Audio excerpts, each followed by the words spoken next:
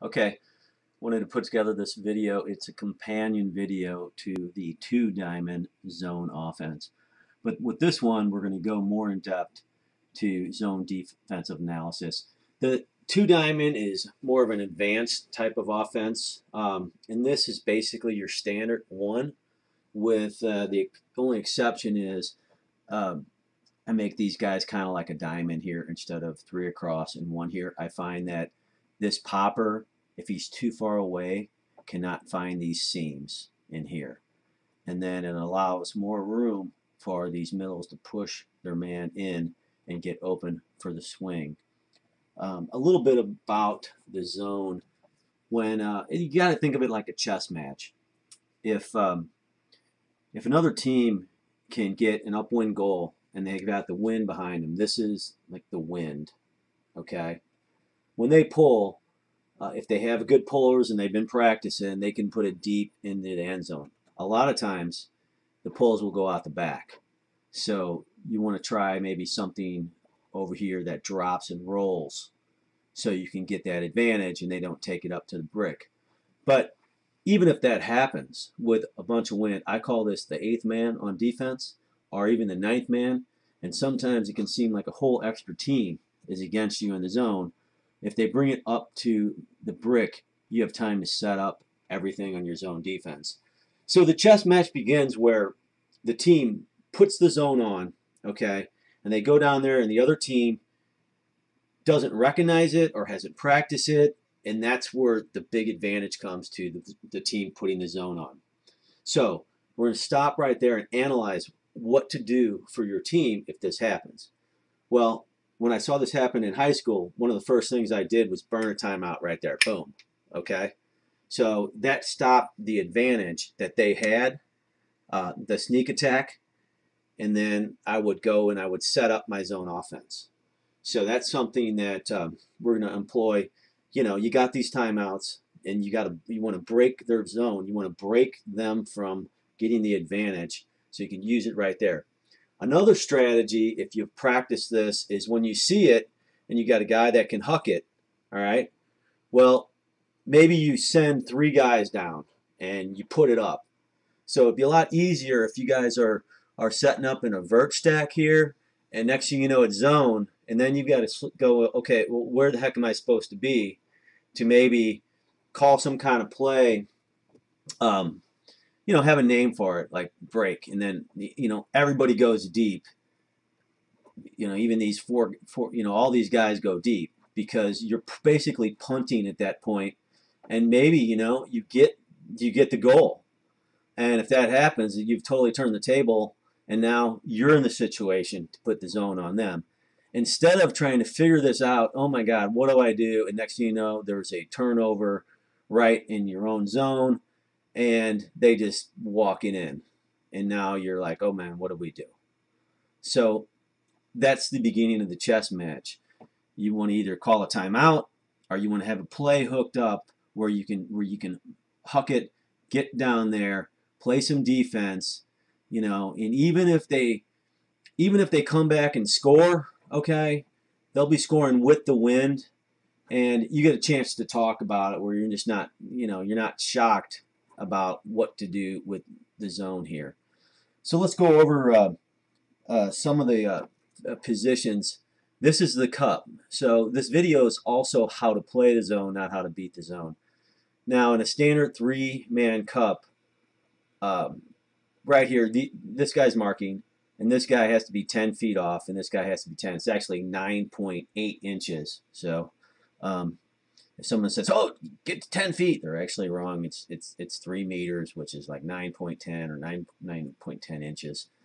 So the idea with the cup is to force them to throw into these lanes right here. See this guy? He is occupying this lane, and here's another guy occupying this lane. So these three in the middle, this guy's covering the middle, this guy's covering the winger, and this guy's covering the other winger. They're looking to cut off these seams. So, even though there might be an opening there, it's very tight, and this guy can come in for a D. So the other thing is they're looking just to give the swing, so they're giving anything back here. And with the Callahan rule, that's good because if anything gets tipped up in the air, you could score a point right there. So let's say this guy has a disc and he goes to here, and then this guy's covered. We call that a swing to nowhere because it's swung and there's nothing here. The popper's cut. A lot of times this guy just starts to freak out, and then the cup comes over and traps him against the line. The cup is ideally wants to trap against to get a trap on the line. Okay, especially if you had a wind coming way like this from this end. This corner of the field can be just ridiculous to try to get anything out because the wind will push it out. So if you try to throw something up here, you might have seen the play where the guy hucks it and goes all the way down and it almost comes in, but it's OB. And then it goes all the way back right here. So that's the idea with the trap. Now, you got to move this quickly. You move, this cup will break up, will give opportunities for the popper and open seams. Also, the wingers, we went over this in practice the other day, they need to get in front of this guy and push him in. So as the disc is swinging this way, the natural movement of the defense will be able to move over here. And you want to take advantage of that, and you want to move in with them, all right? But when you see the swing, they're flat-footed. So when you see the swing, you've got to do a cut to get back. So it's timing. It's all about timing. For when this goes to here, you got to be ready. And once you see it in the air, you've got to be here. You've got to be in this area, okay, at the right time. The right place at the right time. And same the other way. If it swings this way, you're just going to try to push your guy in to get him more in here and maybe make a fake. Okay, we got like a shuffle, reverse bust, or the Kenny Dobbins cut, where hopefully I'll show you that in a minute, where you fake this way and you go outside, but it's all timing. That way you don't have the swing to nowhere. Now once you get it here, this guy should come into play, and he should be looking, instead of the long, just to come in, you know, and really keep this going, because it's broken at this point. See right here, we've got one defender and two offensive guys, and this guy can come over here. But what I see happen a lot of times is these guys just take off. And now you're just setting up a one-on-one, a 50-50, but it's not just a 50-50 because the wind is another guy. So maybe the wind that day, if it's really strong, it's like having two extra guys on defense. So now you gave up the advantage that you had by getting it over here by just throwing up a 50-50. Now, if you've got a good pass down the line here and you can get to it, we want to put on this side of the field a guy with a good backhand. And I'm going to show you a reason why here.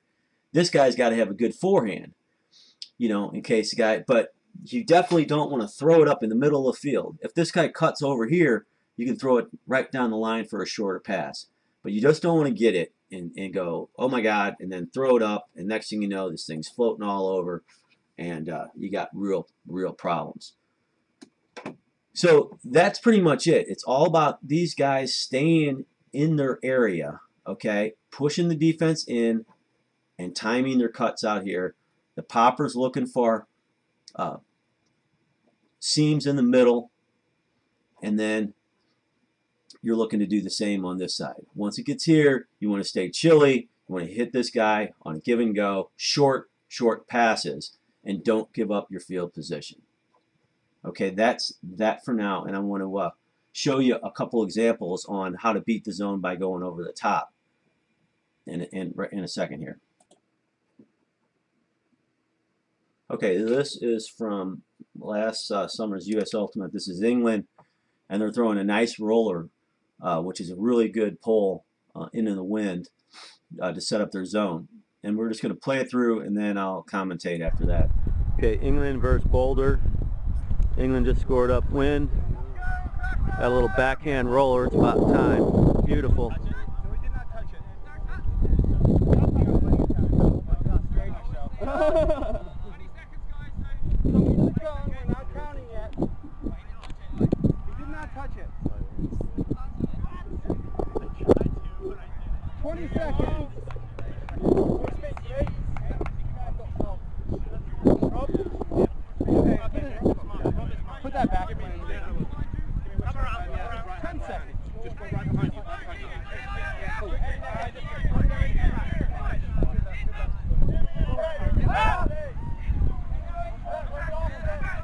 Little overhead to Jimmy Mickle.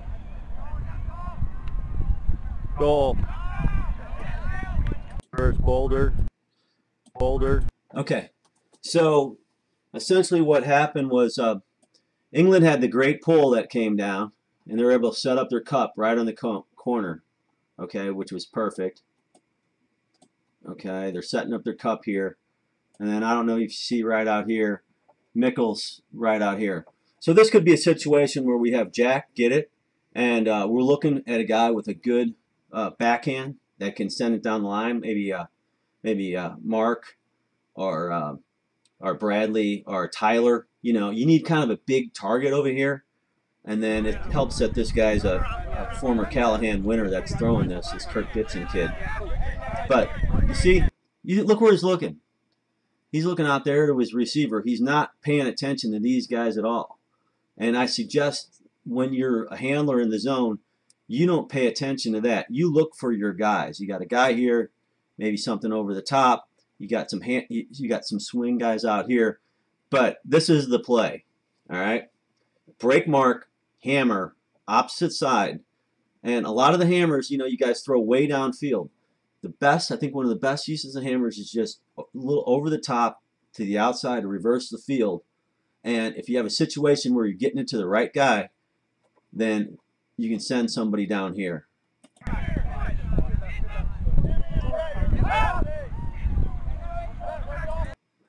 Okay, at this point, you know, you just practice this. So you throw it to this guy, and then you throw it to this way. You practice this before the game. You can do that at the tournament. He just sets Little up. Overhead to Jimmy Mickle. Goal. All right, class over on this one. At this point, we really realize This is a one cut weekend for the whole year. that So winning. Hall of Famer Kenny Dobbins does, and I thought I'd put it in there because you can use these cuts to get open at any time, and these are great cuts to have for the wingers and the poppers and the handlers in a zone. It means we feel good now, and we'll feel good Tuesday at practice, but it really doesn't mean anything in the big picture. The only thing that matters is nationals, that weekend, and that's what we're gearing up for. We win that weekend, we succeeded. We lose, we failed. There's no coddling for ultimate players. No outside support, no glamour, no glory. The team makes its way to practice on the less than luxurious New York subways. With under 2 weeks to go before the championship, all talk is shop talk. Put one up deep to Jay, and he threw it so low, Teddy just stepped out of the pack. So people have to focus really quickly on the call. It's not a verbal call. I don't think you can achieve total success in anything without devoting yourself to it totally. At the critical time of the season where we are now, we're focusing on the game 7 days a week. And nothing can really break into that focus, or we'll lose concentration and our performance will suffer. That's how you fake cut. It's not a game out here. This is your life. There's a cheer we like to use, which I think reflects our dedication to the sport. It basically states the things in our lives in order of importance. And it goes ultimate, God, family, job, girlfriend. Though for me it would be ultimate, girlfriend, family, job.